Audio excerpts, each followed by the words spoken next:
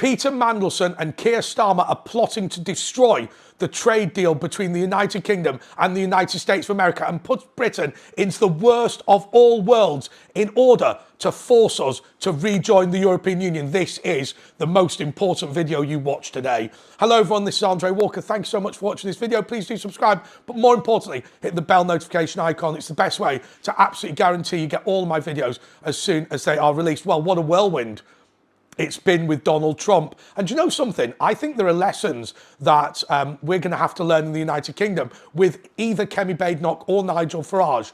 And it's this, or indeed Nick Tanconi.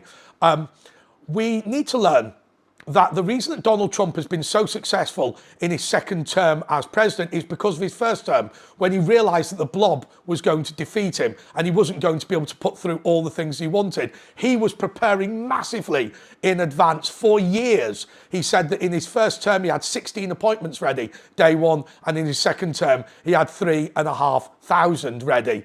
A totally different thing. And I think you can feel the improvement in government coming from Donald Trump. And I don't care whether you like Donald Trump or dislike him, I think you can see it's a much more serious American presidency than what we've seen really probably since Ronald Reagan. But anyway, there's been this whole debate about who should be British ambassador to the United States of America, and there has had to be undertakings by Peter Mandelson on espionage. Yes, that's right. Just to remind ourselves that sending 100 operatives to the United States of America to help with their election campaign, it represents a threat of espionage. I appreciate we don't think of it in those terms, but nonetheless, that's what it is. And obviously, we've got to make sure the political appointment in Washington from the United Kingdom is not somebody who's going to make that problem worse. Anyway, I think we got over that. Now, I've got to be honest with you. I don't know what we need in terms of an ambassador. I keep saying we need a political figure, but people keep saying to me, we need somebody who's genuinely terrible. Because what we don't want is for anyone to impede the United States government from doing this trade deal with the United Kingdom. But we all know what Keir Starmer wants. What Keir Starmer wants is regulatory alignment with the European Union. And here is the great danger. Donald Trump sees an opportunity in defending the Anglosphere. So these trade tariffs that he's considering putting on Europe, the reason he's not put them on yet is because he doesn't want them to apply to the United Kingdom, right? Now, the way that we can avoid them applying to the United Kingdom is to do a trade deal with the United States of America. But we have seen the way that Starmer and Mandelson and Blair and all of these people have attempted to stymie that trade deal. Look at the regulatory alignment. Regulatory alignment. What it is rule taking.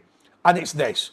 Keir Starmer once said that he would ensure that all the regulations the EU bring in will be copied by the United Kingdom, so it would be impossible to tell that Britain wasn't a member of the European Union. Well, if you do that, then the end result is that you will be treated like the European Union for the purposes of US trade tariffs. And that's what Mandelson wants.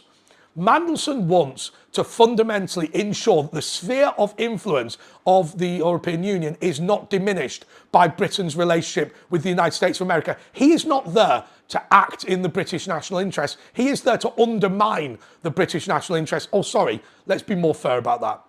He is there because he believes the British national interest lies with surrender to Europe, not a partnership with the United States of America, position that he has held for a long time. And by the way, he did a good job as EU trade minister and did get a lot of concessions for the United Kingdom. But fundamentally, the reason I voted to leave the EU wasn't about immigration and it wasn't about open markets. It was about the idea that I believe Britain should be an independent country. I just believed that in principle, and I think that there were some benefits of the EU. But we've got to say this now. We've just celebrated 5 years since the United Kingdom left the European Union. And those 5 years, I think, have gone fairly badly, if we're going to be totally honest. What's happened is we have lost our influence in Brussels. I personally don't think that was any great loss. But okay, fair enough. Simply because I think they ignored us largely, apart from one or two things on trade, which, to be fair, I did already congratulate Mandelson on.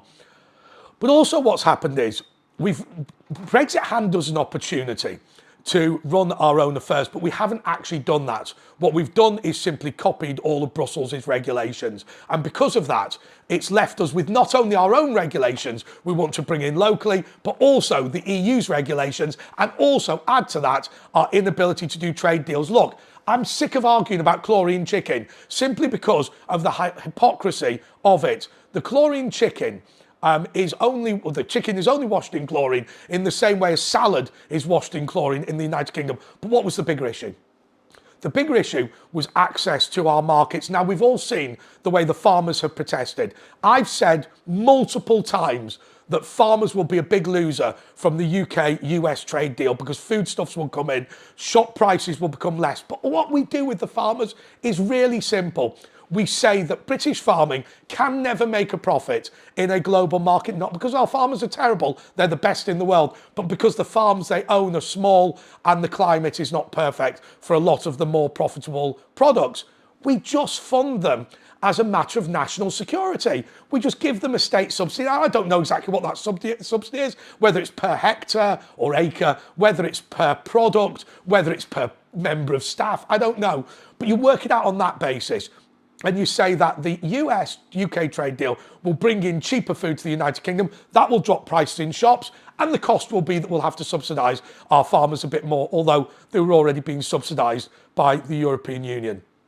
And so now, what we need to do in order to benefit from Brexit is get that trade deal done.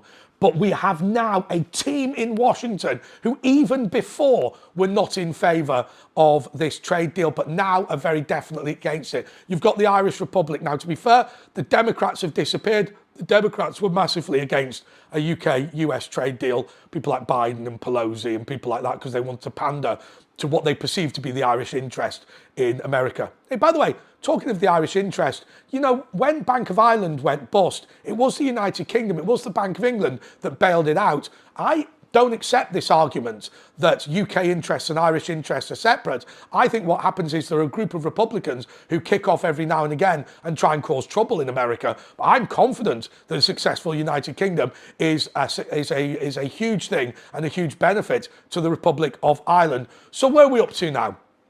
When I worked for the New York Observer, as I mentioned before, I wrote an article as a bit of mischief saying that Nigel Farage should be the ambassador. I appreciate that it was only a bit of a joke and also that Donald Trump read the newspaper because it was owned by his son-in-law. I say that the ambassador now should be Ben Habib. I think he is the right person to negotiate this UK-US trade deal. And in terms of the EU, look, we are their biggest single market. What is it? 1 in 4, 1 in 5 German cars manufactured are driven and bought in Britain. You know, we don't need to be the enemy of the EU. We need to be the enemy of big government. And this UK-US trade deal makes us the enemy of big government. But this plot by Mandelson and Starmer to avoid that trade deal is something that we cannot allow to happen. It is something that is incredibly dangerous for us and we need to stop it. Okay, thank you so much for watching this video. Please do comment below. This channel is going from strength to strength. I appreciate all of your support. Until next time, goodbye.